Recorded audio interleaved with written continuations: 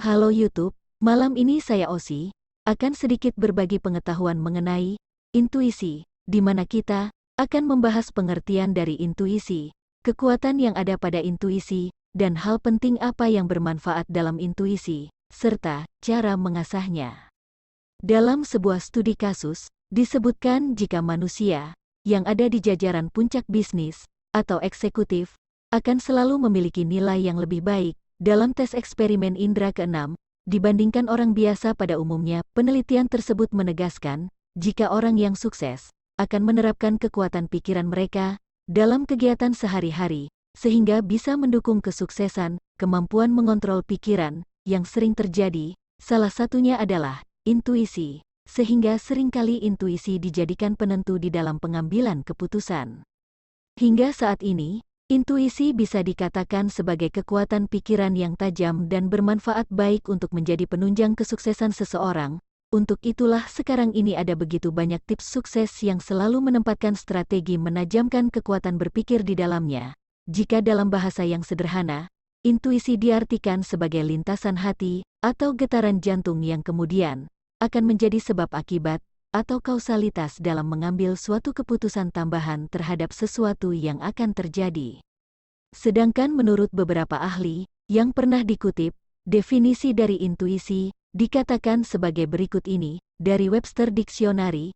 Intuisi diartikan sebagai kemampuan seseorang dalam mendapatkan pengetahuan atau wawasan secara langsung tanpa melewati proses observasi atau penalaran lebih dulu. Sedangkan, dari David G. Meyer, seorang penulis buku Intuition, Its Power and Perils, menyatakan jika pemikiran intuitif diibaratkan sebagai persepsi dan tanpa usaha. Nah YouTube, berikut ini saya coba mendefinisikan intuisi tersebut berdasarkan pemahaman saya sendiri. Pengertian intuisi menurut saya adalah istilah kemampuan untuk memahami sesuatu tanpa didahului dengan penalaran yang rasional serta intelektualitas. Bisa dikatakan intuisi adalah kemampuan untuk memahami secara tiba-tiba dan tanpa disadari keluar dari kesadaran. Sebagai contoh, seseorang yang dipaksa untuk membaca sebuah buku dan ternyata ia menemukan informasi yang sudah lama ia cari dalam hidupnya ada di buku tersebut, akan tetapi tidak semua intuisi berasal dari kekuatan pikiran bawah sadar, sebab sebagian intuisi bisa dijelaskan juga dari sebab akibat. Sedangkan untuk kekuatan intuisi, Osi akan memberikan pemahaman tersebut berdasarkan kutipan dari beberapa tokoh yang ada. Di antaranya adalah seorang fisikiawan bernama Niels Bohr. Ia mengatakan jika ada kebenaran yang sepele dan ada kebenaran yang agung, sedangkan lawan dari kebenaran yang sepele adalah kekeliruan, dan lawan dari kebenaran yang agung adalah kebenaran. Ini juga berlaku untuk intuisi manusia, yang sebenarnya mempunyai kekuatan, serta bahayanya yang mengejutkan. Di satu sisi, ilmu pengetahuan terapan sekarang ini sudah berhasil mengungkapkan pemikiran tidak sadar yang sebelumnya belum terungkap, dan di dalam diri manusia sendiri juga ada beberapa gejala yang tidak bisa dijelaskan, contohnya seperti pemrosesan otomatis, pendasaran subliminal atau subliminal priming, memori implisit, heuristik, inferensi sifat bawaan spontan, emosi sesaat, pemrosesan otak kanan, komunikasi nonverbal, dan juga kreativitas, yang sudah membuka selubung kapasitas intuitif manusia. Berpikir, sikap dan memori semuanya berjalan di dua tingkatan, yakni sadar dan sengaja serta tidak sadar dan otomatis, yang biasa disebut dengan para peneliti sebagai pemrosesan ganda atau dual processing. Impuls saraf akan bekerja lebih lambat 1 juta kali jika dibandingkan pesan internal komputer, meski otak manusia melakukan pengenalan jauh lebih cepat dibandingkan komputer. Apabila intuisi merupakan pengenalan langsung tanpa analisis yang ternalar, maka penerapannya adalah intuisi par excellence. Mari kita lanjutkan penjelasan intuisi dari beberapa tokoh di aliran intuisi. Di antaranya adalah 1. Henry Bergson. Henry Bergson merupakan seorang filsuf asal Perancis yang menyatakan jika intelek serta intuisi merupakan dua pengetahuan berbeda. Prinsip sains masuk dalam kategori intelek, sementara prinsip metafisika adalah intuisi. Sains serta filsafat bisa disatukan serta memberikan pengetahuan intelektual serta intuitif, dan pengetahuan seperti ini nantinya bisa menyatukan dua persepsi realitas yang berbeda. Bergson berkata jika intuisi tidak bisa disamakan dengan perasaan serta emosi secara harafiah, intuisi hanya bisa diperoleh dengan cara melepaskan diri dari tuntutan tindakan, yakni dengan membenamkan diri pada kesadaran yang spontan. Hal yang dicapai dalam intuisi dinamakan sebagai objek, yakni kepribadian diri manusia. Bergeson menyatakan jika kenyataan absolut tersebut akan terungkap oleh intuisi metafisis, yakni waktu yang tidak akan pernah habis. Manusia nantinya bisa menemukan kepribadian seiring waktu dan proses agar bisa sampai ke perubahan tersebut sulit untuk dihentikan. Dengan intuisi, maka manusia bisa memperoleh pengetahuan yang menyatakan realitas terus berlanjut dan tidak bisa dibagi. Realitas nantinya akan selalu berubah sebab pada hidup manusia akan selalu ada kebebasan untuk berkreativitas.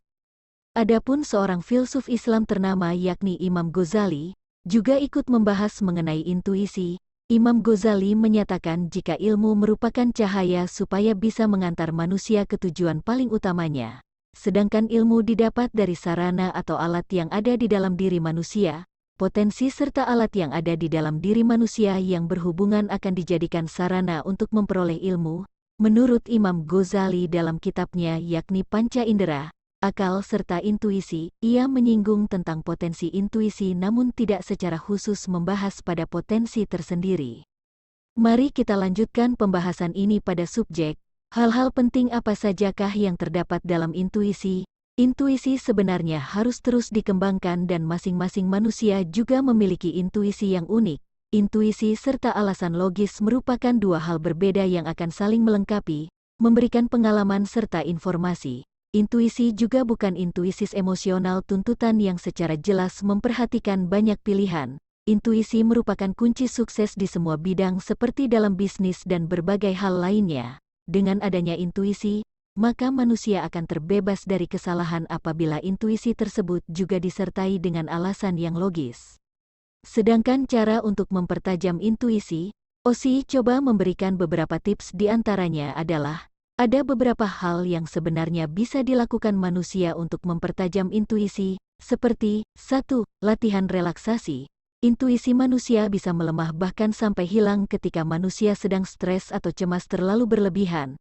Untuk itulah pada saat Anda ingin mengambil sebuah keputusan, maka hal paling penting yang harus Anda lakukan pertama kali adalah lebih santai. Dalam kondisi santai, nantinya Anda bisa mendengar intuisi dengan jelas sebab dalam kondisi tersebut, otak di dalam gelombang alfa akan mengaktifkan fungsi otak kanan manusia. Salah satu cara yang bisa Anda lakukan untuk santai atau relaksasi adalah dengan mendengarkan musik yang lembut. 2. Berikan penilaian spontan ketika Anda sedang bingung dalam membuat keputusan. Maka menenangkan pikiran serta mendengarkan jawaban pertama yang ada dalam pikiran Anda adalah sesuatu yang baik. Ini juga terjadi ketika Anda bertemu dengan seseorang, maka Anda bisa merasakan apakah orang itu bisa diajak bekerja sama atau tidak dari kesan pertama tersebut. Penilaian spontan tersebut umumnya akan lebih jujur karena asalnya dari hati nurani atau intuisi. 3. Sadari perasaan. Intuisi bisa ditangkap lewat emosi atau perasaan. Sebagai contoh, ketika Anda curiga dengan pasangan, maka umumnya perasaan tersebut bisa cepat hilang dan beranggapan jika itu mungkin hanya perasaan Anda saja. Sedangkan menghalangi intuisi akan bekerja sebaliknya, yakni menimbulkan kecurigaan. 4. Lebih sensitif pada sinyal tubuh. Tubuh manusia sangat kuat seperti ketika sakit, maka intuisi akan mengatakan jika beristirahat akan sangat baik dilakukan untuk tubuh.